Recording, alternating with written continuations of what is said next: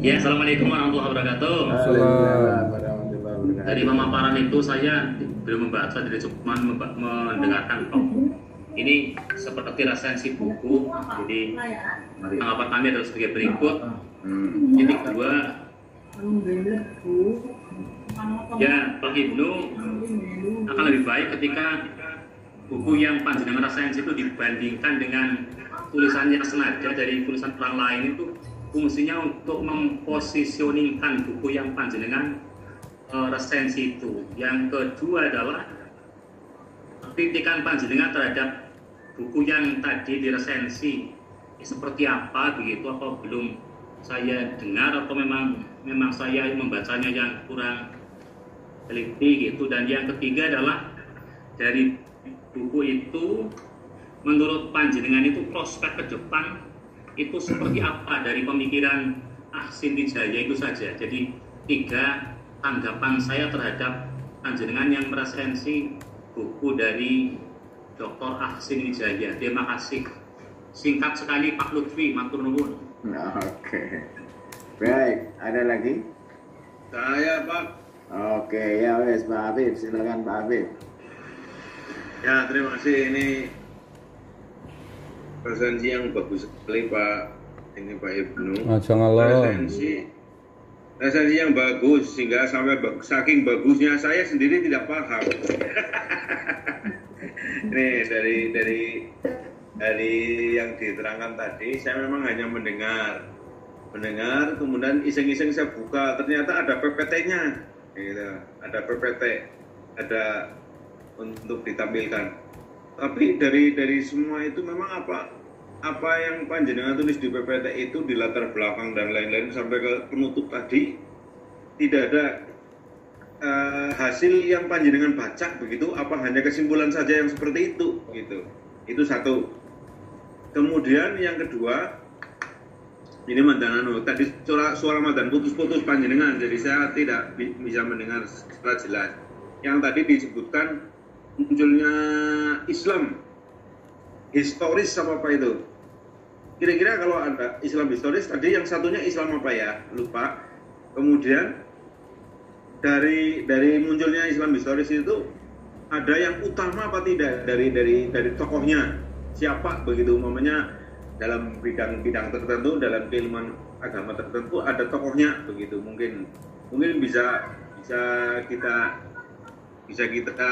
apa ya, konekkan dengan mungkin yang buku-buku yang pernah saya baca mungkin ketika S1 maupun S2 kemarin gitu. Terima kasih Pak Ibnu, monggo.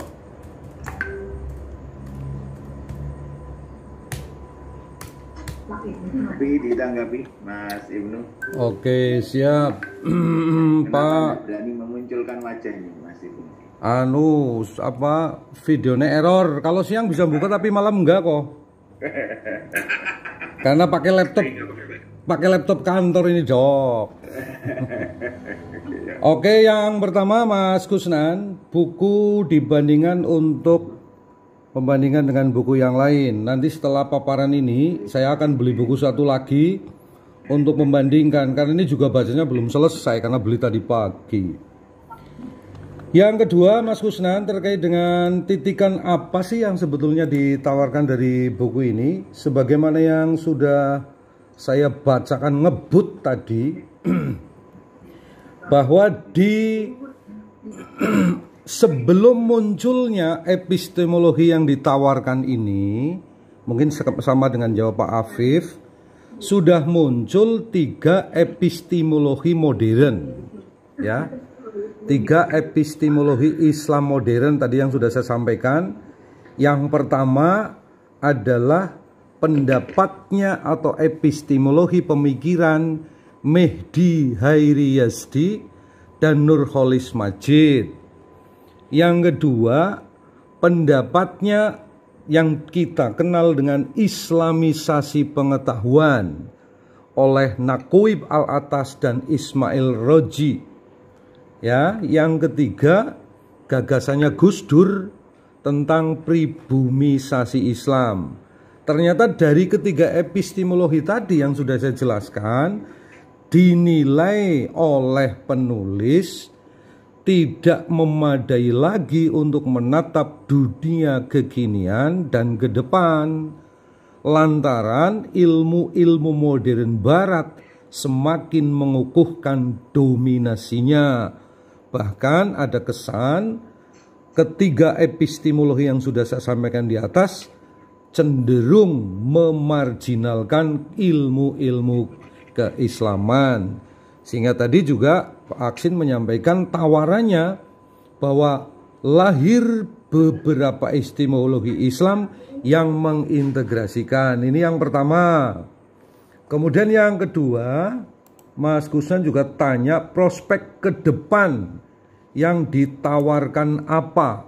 Maka di saran terakhir saya sampaikan beli buku ini, nanti tawaran-tawarannya akan bisa kita baca. Di antaranya adalah yang termuat di bab 3, yakni pergeseran nalar epistemologi Islam.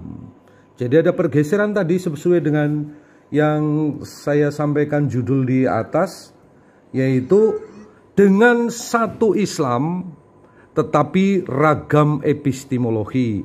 Ke depan akan menyingkap pergeseran epistemologi Islam dari teosentrisme tadi Mas Kusnan ke antroposentrisme.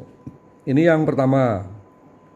Yang kedua Pak Afif, sebagaimana yang disampaikan tadi bahwa Islam itu di latar belakang buku yang saya sampaikan ini ada namanya Islam historis, ya. Yang kedua ada namanya Islam ideal. Di PPT juga sudah saya sampaikan bahwa Islam historis itu, sebagaimana yang ditanyakan oleh Mas Afif, bersifat realistis.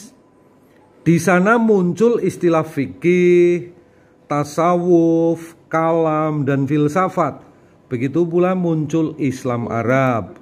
Lalu pertanyaan Pak Afif yang selanjutnya, tokohnya siapa? Tentunya beda-beda tadi karena ilmunya beda-beda. Ada fikih, ada kalam, dan lain sebagainya.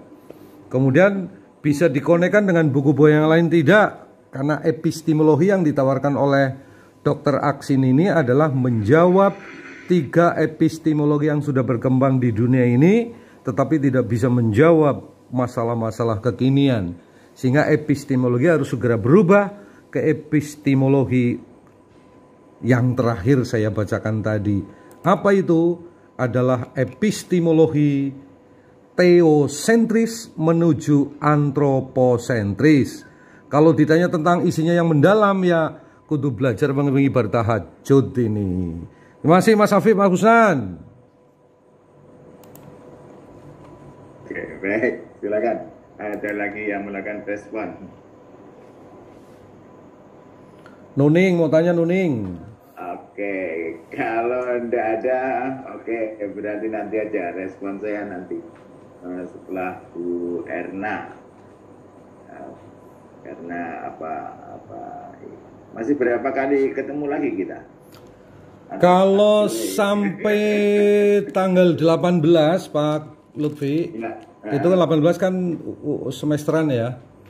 Berarti masih tanggal 29. Ya. Sekitar 4 kali pertemuan, Pak? 4 kali. 4 kali lagi, oke deh. Yang belum siapa ini yang belum? Hari ini Pak Sarip dan Erna.